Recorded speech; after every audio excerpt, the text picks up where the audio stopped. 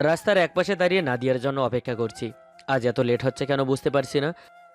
আজ নাদিয়ার জন্মদিন, তাই ওর জন্য একটা সারপ্রাইজের আয়োজন করেছি।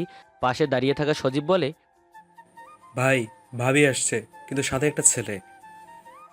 সামনের দিকে তাকিয়ে দেখি নাদিয়া একটা ছেলের সাথে কথা বলছে আর হাসছে। মুহূর্তের আগে চোখ দুটো লাল হয়ে যায়। চোখ বন্ধ করে একটা নিঃশ্বাস ফেলে নাদিয়ার দিকে এগিয়ে যাই। সামনে গিয়ে দাঁড়াতেই নাদিয়া ভয়ে কাঁপতে থাকে। ছেলেটা কিছু বলতে যাবে তার আগে আমি ছেলেটাকে ইচ্ছে মতো মারতে থাকি।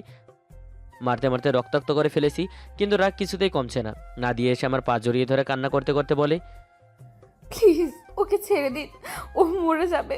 আর মারবেন না, ও আমার খালাতো ভাই হয়, আমাদের বাসায় বেড়াতে এসেছে। প্লিজ ওকে ছেড়ে দিন। আমি নাদিয়াকে ধরে তুলে দুই বাহু শক্ত করে চেপে ধরি। ব্যথায় নাদিয়া কুকিয়ে ওঠে। তোকে আমি বলছি না, আমি ছাড়া অন্য কোনো ছেলের সাথে তুই কথা বলবি না। ও তোর খালাতো ভাই হয়, মায়ের পেটের ভাই না। আজকে ওর প্রাণ ভিক্ষা দিলাম, কিন্তু নেক্সট টাইম যদি ওকে তোর আশেপাশে দেখি তাহলে আমি ওর প্রাণ কেড়ে নিব। সজীব, মালটাকে হসপিটালে দিয়ে আয়। আর জান, তুমি আমার সাথে এসো। বলে গুন্ডাটা আমার হাত ধরে টেনে গাড়িতে উঠায়, আর ওনার সাথে লোকটা ভাইয়াকে হসপিটালে নিয়ে যায়। কোথায় নিয়ে যাচ্ছেন আমাকে? তোমার জন্য একটা সারপ্রাইজ আছে জান, বাসায় কল করে জানিয়ে দাও, ফিরতে লেট হবে। আমি বাসায় যাব এখন, প্লিজ আমাকে বাসায় দিয়ে আসুন। তুমি ভালো করেই জানো আমি যা বলি তাই করি। শুধু শুধু কথা না বাড়িয়ে চুপচাপ বসে থাকো। গুন্ডা কোথাকার। আর কিছু বললাম না। জানলার কাচ নামিয়ে বাইরের দিকে তাকিয়ে পিছনের কথা ভাবছি। কেন যে সেদিন গুন্ডাটাকে বাঁচাতে গেলাম। সেই দিনের পর থেকে আমার জীবনকে নরক বানিয়ে দিয়েছে। যদি জানতাম উপকার করার প্রতিদান এইভাবে দিবে, তাহলে সেদিন আমিই মেরে ফেলতাম। চোখ বন্ধ করে পেছনে হারিয়ে যাই। রাত প্রায় 10টা বাজে এখন। ঝুম বৃষ্টি হচ্ছে। গাড়ি ড্রাইভ করে বাসায় ফিরছি। সন্ধ্যা 7টা থেকে 10টা পর্যন্ত একটা বাড়ি ছিলাম। নেশায় সব কিছু ঝাপসা দেখছি। হঠাৎ দেখি রাস্তার মাঝে কেউ পড়ে আছে। দ্রুত গাড়ি ব্রেক করি। গাড়ি থেকে নেমে লোকটার কাছে যেতেই, বান্ধবীর বাসা থেকে বাসায় ফিরছি। ঝুম বৃষ্টি হচ্ছে, খুব ভালোই লাগে বৃষ্টি। হঠাৎ দেখি কয়েকজন লোক মিলে একজনকে মারছে। একটা ছেলে লোকটার পেটে ছুরি ঢুকিয়ে দেয়, আর যখন ছুরি দিয়ে আঘাত করতে যাবে, আমি আমার কাছে থাকা পুলিশের বাঁশি বাজাই। ছেলেগুলো ভয়ে পালিয়ে যায়, আর ওই লোকটা রাস্তায় পড়ে যায়। আমার ভাইয়া পুলিশ অফিসার, আর ভাইয়ার থেকে মাঝে মাঝে বাঁশিটা আমি নিয়ে বের হই। আমি গাড়ি থেকে নেমে দৌড়ে লোকটার কাছে গিয়ে ওনাকে ধরে অনেক কষ্ট করে দাঁড় করাই। এতক্ষণ সেন্স থাকায় নিজে থেকে উঠে দাঁড়াতে পেরেছে, কিন্তু সেন্স হারানোর সাথে সাথে আমি ওনাকে নিয়ে পড়ে যাই। কি করব বুঝতে পারছি না। হঠাৎ ওনার মোবাইলটা বেজে ওঠে। এই বৃষ্টির মধ্যে ওনার মোবাইল নষ্ট হয়নি। পকেট থেকে মোবাইল বের করে দেখি সজীব নাম স্ক্রিনে। ভাই, কোথায় আপনি? আপনাকে মারার জন্য শুভ লোক পাঠিয়েছে। আপনি কোথায় আছেন বলুন, আমি আসছি। ওনাকে কারা যেন ছুরি মেরেছে, উনি সেন্সলেস হয়ে পড়ে আছে। আমি আপনাকে ঠিকানা মেসেজ করে দিচ্ছি। কল কেটে দিয়ে ঠিকানা মেসেজ করে দেই। কিছু সময় পর একটা লোক বাইক নিয়ে আসে। দুজন ধরে হসপিটালে নিয়ে আসি। ডক্টর ওনার অবস্থা দেখে দ্রুত অপারেশন থিয়েটারে নিয়ে যায়। কিছু সময় পর ডক্টর এসে বলে ও নেগেটিভ ব্লাড লাগবে। আমি ডাক্তারকে বলি আমারও রক্ত ও নেগেটিভ। এরপর ডাক্তারের সাথে গিয়ে রক্ত দিয়ে আমি বের হয়ে এসে বলি, আমি এবার আসি ভাইয়া, অনেক রাত হয়ে গেছে। আমার বাসায় সবাই চিন্তা করছে। চলুন, আমি আপনাকে আপনার বাসায় দিয়ে আসছি। সমস্যা নেই, আমি যেতে পারবো। ভাই সুস্থ হওয়ার পর যদি জানে আমি এত রাতে আপনাকে একা যেতে দিয়েছি, ভাই খুব রাগ করবে। চলুন, আমি আপনাকে দিয়ে আসছি। এরপর উনি আমাকে বাসায় দিয়ে চলে আসে। বাসায় আসতেই আব্বু আম্মু ভাইয়া জিজ্ঞেস করছে এত সময় কোথায় ছিলাম। সবটা বলি আব্বু আম্মুকে। আচ্ছা, পুরো ভিজে গেছিস, গিয়ে চেঞ্জ করে আয়, খাবার খেয়ে ঘুমিয়ে পড়, অনেক রাত হয়ে গেছে। আমি খেয়ে এসেছি আম্মু, তোমরা খেয়ে নাও, আমি চেঞ্জ করে ঘুমিয়ে পড়ব। বলে রুমে এসে চেঞ্জ করে ঘুমিয়ে পড়ি। সেন্স ফিরতে আশেপাশে তাকিয়ে বুঝতে চেষ্টা করছি কোথায় আছি। আশেপাশে তাকিয়ে বুঝতে পারি এটা হসপিটাল, কিন্তু আমি এখানে আসলাম কি করে? সজীব আমার সামনে আসতে ওকে জিজ্ঞেস করি, আমি এখানে আসলাম কি করে? আর যে মেয়েটা আমার কাছে ছিল সে কে? ভাই, মেয়েটার নাম তো আমি জানি না। আমি আপনাকে কল করেছিলাম শুভ যে আপনাকে মারতে চেয়েছে সেটা বলার জন্য। তখন ওই মেয়েটা কল রিসিভ করে আর সব জানায়। ওই মেয়েটা আর আমি আপনাকে হসপিটালে নিয়ে দিয়ে আসি। শুধু তাই নয়, মেয়েটা আপনাকে রক্ত দিয়ে বাঁচিয়েছে। মেয়েটার ঠিকানা জেনে এসেছিস তো? আমি মেয়েটাকে তার বাসায় দিয়ে এসেছি। ঠিক আছে, সুস্থ হলে মেয়েটার কাছে যাব। শুভ আর ওর লোকজনকে শেষ করে দিয়ে আয়, কেউ যেন বেঁচে না থাকে। সজীব ঠিক আছে বলে চলে যায়। আমাদের গ্যাংয়ের কিছু ছেলে নিয়ে গিয়ে শুভ আর ওর লোকজনকে শেষ করে ফেলে। হসপিটালে আরও 3 দিন থেকে বাসায় চলে আসি। এখনও কিছুটা ব্যথা আছে, কিন্তু হসপিটালে থাকতে আমার একদমই ভালো লাগছে না। পরের দিন সকালে ঘুম থেকে উঠে ফ্রেশ হয়ে হালকা কিছু খেয়ে নেই। আমার পরিচয়টা এখনও দেওয়া হয়নি। আমি তুষার ইকবাল। আপন বলতে পৃথিবীতে সজীব ছাড়া কেউ নেই। ও আমার মতোই অনাথ। ছোট থেকে মানুষের লাথি খেয়ে বড় হয়েছি, ভালো হয়ে বাঁচতে চেয়েছিলাম, কিন্তু ভালোর এই পৃথিবীতে কোনো মূল্য নেই, তাই হয়ে যায় মাফিয়া। সজীব চল, ওই মেয়েটাকে ধন্যবাদ দিয়ে আসি। সজীব ঠিক আছে বলে এরপর গাড়ি নিয়ে বের হয়ে যাই। কিছু সময়ের মধ্যে চলে আসি মেয়েটির বাসার সামনে। হঠাৎ দেখি একটা মেয়ে বাসা থেকে বের হচ্ছে, গায়ে নীল রঙের চুড়িদার, চুলগুলো একপাশে রেখেছে। ভাই, এই মেয়েটাই ছিল, এই আপনাকে বাঁচিয়েছে।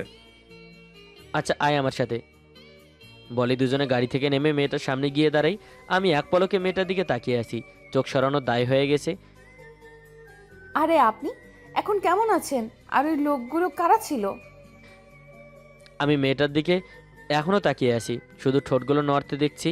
কি বলছে সব যেন হাওয়ায় মিশে যাচ্ছে। Hello, can you hear me? একটু জোরে শব্দ করেই বলল কথাটা। মেয়েটার কথা শুনে আমি সজীবের দিকে তাকিয়ে বলি, এই ইংরেজিতে কি বললো রে? গালি দিল নাকি? ভাই, আমিও বুঝি নাই, এই জন্যই লেখাপড়া করাটা প্রয়োজন ছিল। দূর বেড়া থাম, আমি সব কিছু সামলাই নিচ্ছি। কি হলো? আপনারা গুনগুন করে কি বলছেন? দেখো আমি এত ইংরেজি বুঝি না, কখনো লেখাপড়া করিনি তো, তাই তোমার কথার মানে আমি কিছুই বুঝিনি। তবে আমি একটা ইংরেজি জানি, সেটাই তোমাকে বলছি, আর মন থেকেই বলছি। I love you. আপনি কি পাগল নাকি? আমি আপনাকে বাঁচিয়েছি, কোথায় ধন্যবাদ দেবেন তা না করে উল্টো আমার সাথে ফ্লার্ট করছেন। আমি এইসব কিছুই বুঝি না, আর তোমার সাথে ফাজলামও করছি না। তোমারে আমার অনেক ভাল লাগছে। I love you. এখন তুমি শুধু এই তুষারের, ভুল করেও কোনো ছেলের সাথে কথা বলতে যেও না, তাহলে সেটা ভালো হবে না। আজকে আসছি, আবার পরে কথা হইব, বুঝতে পারছো আমার অবস্থা এখন কেমন? শুধুমাত্র তোমাকে এই কথাটা বলার জন্যই আমার এখানে আসা। আমার কথা যেন মাথায় থাকে, তোমার জন্য যেন অন্য কোনো মায়ের বুক খালি না হয়। বলেই লোকটা চলে যায়। মাথায় কি ছিট আছে নাকি? কিস বলে গেল। দূর, আমি কলেজে যাই। আর এরপর থেকেই গুন্ডাটা আমার পেছনে লেগে আছে। আমার সাথে কথা বলার জন্য কত ছেলেকে যে মার খেতে হয়েছে, ওনার কথায় বাস্তবে ফিরি। চলো বাসার ভেতরে, তোমার জন্য একটা সারপ্রাইজ অপেক্ষা করছে। বলে নাদিয়াকে কোলে নিয়ে বাসার ভেতরে যেতে থাকি। বাসার ভেতরে এসে নাদিয়া হ্যাঁ করে পুরো বাড়ি দেখছে। বাসা দেখে খুব বুঝতে পারছি কারো না কারো অনুষ্ঠান আছে, কিন্তু বাসায় কেউ নেই। আমাকে এখানে কেন এনেছেন? তুমি ভুলে গেছো দেখছি, আজ তোমার জন্মদিন, আর আমি এই পার্টি আমার পক্ষ থেকে তোমার জন্য। আমি এসব চাই না, আমি বাড়ি যাব। কি শুরু করেছো তুমি? বাড়ি যেতে তোমাকে আটকাবে কে? আগে তোমার জন্মদিনটা তুমি আর আমি পালন করি, তারপর। খুব ভালো করে বুঝতে পারছি গুন্ডাটা এখন আমার কথা শুনবে না, তাই চুপচাপ যা বলে তাই শুনে নি, নয়তো আবার উল্টাপাল্টা কিছু করে বসবে। আমার হাত ধরে ওনার রুমে নিয়ে যাই। রুমে গিয়ে দেখি পুরো রুম বেলুন আর গোলাপ ফুল দিয়ে সাজিয়েছে। দরজা থেকে শুরু করে যেখানে কেক রাখা আছে সেই পর্যন্ত গোলাপের পাপড়ি দিয়ে রাস্তা বানিয়েছে। এক গোলাপের জন্য হাজারো গোলাপের পাপড়ি, এর ওপর দিয়ে হেঁটে আসো। নাদিয়া ফুলের পাপড়িতে পা রেখে আসে। এরপর কেক কেটে আমি ওকে আর ও আমাকে খাইয়ে দেয়। আমি প্যাকেট থেকে একটা রিং বের করে নাদিয়ার হাতে পরিয়ে দেই। এই রিংটা সবসময় তোমার সাথে রাখবে, আমার কথা তোমাকে প্রতি সেকেন্ড মনে করিয়ে দেবে। ঠিক আছে, রাখবো। এখন আমি বাসায় যাব। আমি নাদিয়াকে নিয়ে বাসা থেকে বের হয়ে গাড়ির কাছে আসি। গাড়িতে উঠে স্টার্ট দিয়ে ড্রাইভ করতে থাকি। কিছু সময়ের মধ্যে চলে আসি নাদিয়াদের বাসার সামনে। নাদিয়া গাড়ি থেকে নেমে বাসার ভেতরে চলে যায়, আমিও বাসায় চলে আসি। বাসার ভেতরে এসে দেখি সবাই ড্রয়িং রুমে বসে আছে। সবার মুখে চিন্তার ছাপ স্পষ্ট। আমাকে দেখে আম্মু দৌড়ে আমার কাছে আমার সারা মুখে চুমু দিয়ে কান্না করতে করতে বলে, মা, তোর কিছু হয়নি তো? ওই গুন্ডাটা তোর কোনো ক্ষতি করেনি তো? আমি ঠিক আছি আম্মু, আমার কিছু হয়নি। ভাইয়া এখন কেমন আছে আম্মু? ঠিক আছে এখন। তোকে আর একা বাসা থেকে বের হতে হবে না। যদি ওই গুন্ডাটা তোর কোনো ক্ষতি করে দেয়, তোকে আর বাসা থেকে বের হতে না দেয়। কি বলছো তুমি আম্মু? আমি একটা গুন্ডার ভয়ে লেখাপড়া ছেড়ে দেব? এরপর যদি আমার সামনে আসে তাহলে উচিত শিক্ষা দেব। তুমি কোনো চিন্তা করো না। বলে সবার সাথে আরও কিছু সময় কথা বলে আমি আমার রুমে চলে যাই। ফ্রেশ হয়ে গুন্ডাটার কথা মাথা থেকে বের করে দিয়ে ঘুমিয়ে পড়ি। রুমে শুয়ে শুয়ে নাদিয়ার কথা ভাবছি। আমার জন্য নাদিয়ার কোনো ক্ষতি হবে না তো আমি এসব ছেড়ে দিব। আমার নাদিয়ার ওপর এসবের ছায়া পড়তে দিব না। এমন আরও অনেক কথা ভাবতে ভাবতে ঘুমিয়ে পড়ি। ভেবে কেটে যায় 3 মাস। এই 3 মাসের মধ্যে নাদিয়াকে কয় কোটিবার ভালোবাসি বলেছি তার ঠিক নেই, কিন্তু নাদিয়া আমার ভালোবাসা গ্রহণ করছে না। অনেক হয়ে গেছে, এখন আর নয়। ভালোভাবে যখন হয়নি, এবার আমার পথে এগোতে হবে। গাড়ি নিয়ে বাসা থেকে বের হয়ে চলে আসি নাদিয়ার কলেজে। দেখি নাদিয়া একটা মেয়ের সাথে কলেজের ভিতরে যাচ্ছে। আমি গিয়ে নাদিয়ার হাত ধরে গাড়িতে তুলে আনি, গাড়ির ভিতরে ঢুকে লক করে দেই। আপনি আমাকে এইভাবে তুলে আনার মানে কি? যেখানে সবাই আমার পেছনে দৌড়ায় আর আমি তোমার পেছনে, কি সমস্যা তোমার আমাকে ভালোবাসতে? আপনার মতো একটা গুন্ডাকে আমি কখনো ভালোবাসবো না। আজ তোমাকে আমি বিয়ে করব, তারপর দেখি তুমি কি করে আমাকে ভালো না বাসো। আপনি কি চান সেটা আমি খুব ভালো করে জানি। আমার শরীরটার জন্য আমার পেছনে পড়ে আছেন, তাহলে নিন, নিজের চাহিদা মিটিয়ে নিন। নাদিয়ার কথা শুনে অবাক হয়ে তাকিয়ে আছি আমি। কি বলছো ও এসব? আমি তোমার শরীরের জন্য তোমাকে ভালোবেসেছি? আরে তোমার মতো হাজারো মেয়ে আমার বিছানায় আসার জন্য বসে আছে, কিন্তু আমার তাদের চাই না, তোমাকে চাই। আমি তোমাকে ভালোবাসি কারণ আমি তোমার নেশায় আসক্ত, তোমার শরীরকে নয়। তোমাকে ভালোবেসেছি, এই ধারণা তোমার আমার প্রতি। ঠিক আছে, যাও, আজকের পর আর কখনো আমার মুখটা দেখবে না। বলে আমি নাদিয়াকে গাড়ি থেকে নামিয়ে দিয়ে রাগে কটমট করতে থাকি। গাড়ি ড্রাইভ করে চলে আসি একটা মদের আড্ডায়। একের পর এক মদের বোতল শেষ করে যাচ্ছি। যাকে জীবনে সবচেয়ে বেশি ভালোবাসলাম সে আমাকে বুঝতে চাইলো না আমি নাকি ওর শরীরকে ভালোবাসি। ঠিক আছে, থাকো তুমি তোমার মতো, যতই কষ্ট হোক, আর কখনোই তোমার কাছে যাব না। ভালোবাসা অপরাধ বলেনি তো কেউ, যদি বলতো তাহলে এই আগুনে নিজেকে পোড়াতাম না। যাক, অবশেষে গুন্ডাটার পিছু ছাড়লো। আর ভয়ে ভয়ে কলেজে আসতে হবে না। আজ থেকে আমি স্বাধীনভাবে চলতে পারবো। কলেজের ভেতরে গিয়ে সোজা ক্লাসে চলে যাই। সকালে ঘুম থেকে উঠে নিজেকে রুমে আবিষ্কার করি। আমি এখানে আসলাম কি করে? আমি তো বাড়ি ছিলাম। উঠে বসে মাথা ধরে রেখেছি, পুরো মাথা হ্যাং হয়ে আছে। ফ্লোরে তাকিয়ে দেখি সজীব শুয়ে আছে। ও তাহলে আমাকে বাসায় নিয়ে এসেছে। উঠে ফ্রেশ হয়ে নিচে এসে কফি বানিয়ে একটা কাপে করে বাগানে চলে আসি। কফির কাপে চুমুক দিয়ে গেটের দিকে তাকিয়ে দেখি একটা বৃদ্ধ লোক ভেতরে আসার জন্য দারোয়ানের কাছে মিনতি করছে। করিম চাচা, ওনাকে আসতে দাও। লোকটা আমার কাছে এসে পা জড়িয়ে ধরে কান্না করতে করতে বলে তার বাড়ি নাকি কিছু লোক জোর করে কেড়ে নিচ্ছে। আমি লোকটাকে নিয়ে তার বাসায় এসে দেখি কিছু ছেলে ওনার বাসার সব কিছু বাহিরে ছুঁড়ে ফেলছে। আমি গিয়ে সবাইকে মারতে থাকি। কলেজে যাচ্ছিলাম, হঠাৎ দেখি সেই গুন্ডাটা কয়টা ছেলেকে মারছে। মানুষ মানুষকে এইভাবে মারতে পারে? একটু মায়া হয় না এদের? একটা মহিলা পাশ থেকে বলে এই ছেলেটা অন্যায়ের প্রতিবাদ করছে। ওই ছেলেগুলো নাকি একজন বৃদ্ধ লোককে তারই বাসা থেকে বের করে দিচ্ছে, আর তুষার সেই জন্য ছেলেগুলোকে মেরে বৃদ্ধ লোককে তার অধিকার বুঝিয়ে দিচ্ছে। যতটা খারাপ ভেবেছি ততটাও খারাপ না, তাতে আমার কি? আমি বান্ধবীদের সঙ্গে কলেজে চলে আসি। চাচা, আজকের পর আর এখানে কেউ আসতে সাহস পাবে না। তুমি তোমার ছেলে মেয়ে নিয়ে এখানেই থাকবে, আর কোনো সমস্যা হলে আমাকে জানাবে। বলে বাসায় চলে আসি। এভাবে দেখতে দেখতে কেটে যায় আরও 2 মাস। এই 2 মাসে নাদিয়ারকে দূর থেকে লুকিয়ে লুকিয়ে দেখেছি। যতই বলে ওর মুখটা দেখবো না, আর আমার মনটা তো আর মানে না। আমি জোর নেশা আসক্ত হয়ে আছি, কোনো ছেলেকে ওর আশেপাশে আসতেই দেয়নি। 2টা মাস কেটে গেল, তুষারকে দেখিনি। এতদিন আমার কাছে আসতো বলে বিরক্ত লাগতো, কিন্তু এই 2 মাসে বুঝতে পেরেছি না চেয়েও আমি তুষারের নেশায় আসক্ত হয়ে গেছি। তাই ঠিক করলাম আজকে ওর বাসায় যাব, আর আমার মনের কথা ওকে বলবো। আমি তুষারকে এই পথ থেকে সরিয়ে আনবো। আমার জন্য এই পথ ছেড়ে দিয়ে নিশ্চয়ই ভালো হয়ে যাবে। তুষার আমার সামনে না থাকলেও কেন জানি মনে হতো ও আমার আশেপাশেই আছে। কলেজ থেকে বের হয়ে হাঁটতে থাকি, দেখি তুষার একটা দোকানের সামনে দাঁড়িয়ে আছে। আমি কাছে গিয়ে বলি, এই যে এদিকে আসেন, আপনার সাথে কথা আছে। নাদিয়া ডাকছে আমাকে, বিশ্বাস হচ্ছে না আমার। কাছে গিয়ে বলি, আরও অপমান করার ইচ্ছে আছে? এতটুকুতেই আমাকে ভুলে গেছেন? কেউ কাউকে ভালোবাসলে এত সহজে ভুলে যায়? কে বললো আমি তোমাকে ভুলে গেছি? তুমি আমার জীবনে কোনো গল্পের বই না, মুখস্থ করলাম পরে ভুলে গেলাম। আর না তুমি আমার লেখা কবিতা, ভুল হয়ে গেলে মুছে ফেললাম। তুমি আমার সেই নেশা, যাকে আমি মৃত্যুর আগ মুহূর্ত পর্যন্ত ভুলতে পারবো না।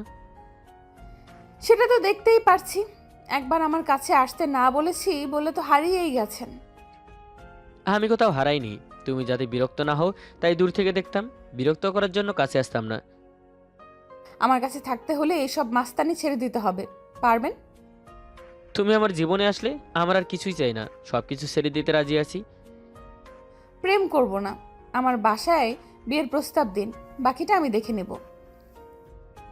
আজ বিকেলেই তবে তোমার বাসায় আসছি আমি। নাদিয়া মুচকি এসে চলে যায়। আজ খুব খুশি লাগছে। নাদিয়া আমাকে কখনো ভালোবাসবে এটা আমি কল্পনাতেও করতে পারিনি, আমি এটা ভাবতেও পারিনি। ঠোঁটের কোণে মুচকে হাসি নিয়ে বাসায় চলে আসি।